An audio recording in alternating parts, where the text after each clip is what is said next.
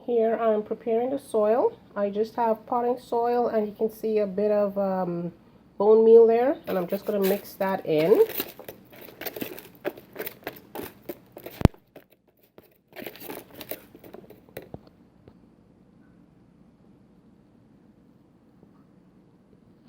Now if I can zoom in, I can see, you can see there's a eye, there's a little one coming out right there.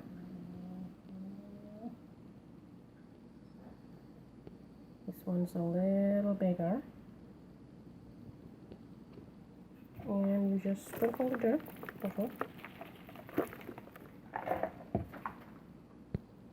And now for the water, I don't put a lot of water. I just put enough just to dampen the soil.